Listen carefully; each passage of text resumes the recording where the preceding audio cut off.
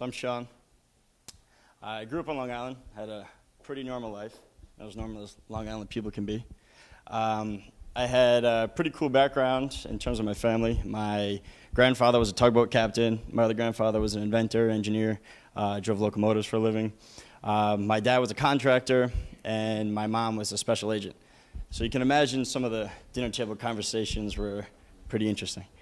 For instance, my sister, she's an actress. She's a little bit self-centered. So when she'd be trying to talk about her day, and I'd be cleaning my mom's gun when she got home from the range. It's make things a little weird. But I was a pretty normal kid. I just kind of liked keep to myself most of the time, just rode my skateboards with my friend. That's where I liked to be. My dad's construction company, I really looked up to my dad. He was the coolest guy. I really didn't know what I wanted to be when I grew up.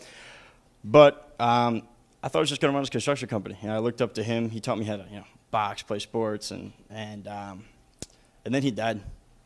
About when I was 14.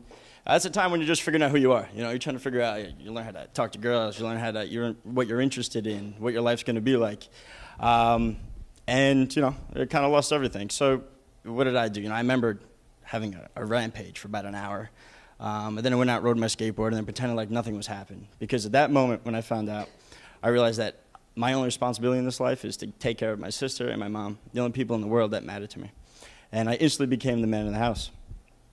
Any anxieties you had before, like typical high school anxieties, anything, they were completely gone. It's not that I was a rebel or hated or anything. It's just I really just didn't give a shit about anything but my family.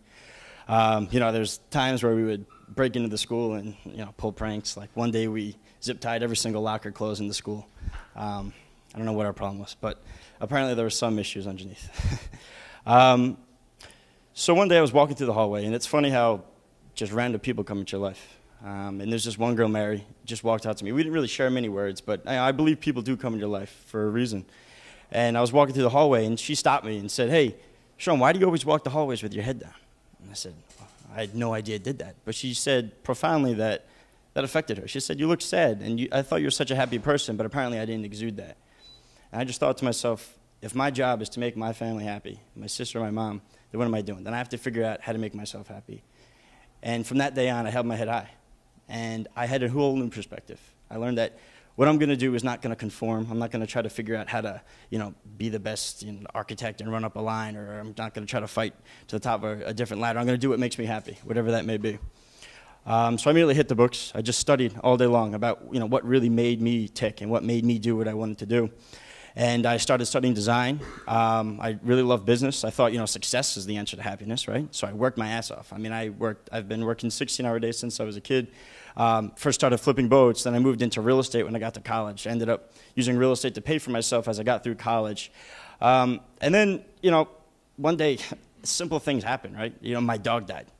And I didn't cry at my dad's funeral, I didn't cry at my grandfather's funeral, but when my dog passed away, it's kind of the easy way out, right? It's the one day I actually cried, and I remembered that. And I remember who really matters right now is my mom.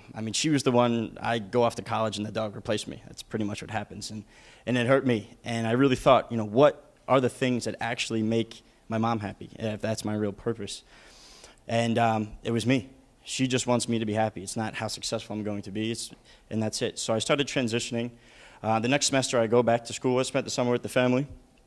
And I immediately started working on a new company.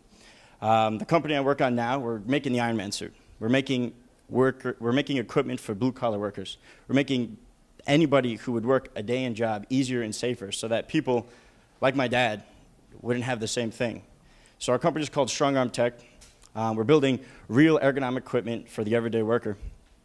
And I don't know if it would have helped. I don't know if it would have saved his life, but it definitely would have helped. And the equipment that I make, my dad. And for me, every single day, I open up the lab in my office, this company that I built, and I have employees, I have people that work for me, and every single day I know that I'm working towards something that makes me happier, something that brings me closer to my dream of making those lives easier, something that every single day makes me just a little bit closer to my dad. And in all of this, what I've really learned is that happiness is not a house, happiness is not a destination. Happiness is something that you have to live every single day. And with my company, with what I'm doing, that's where I'm at. Thank you.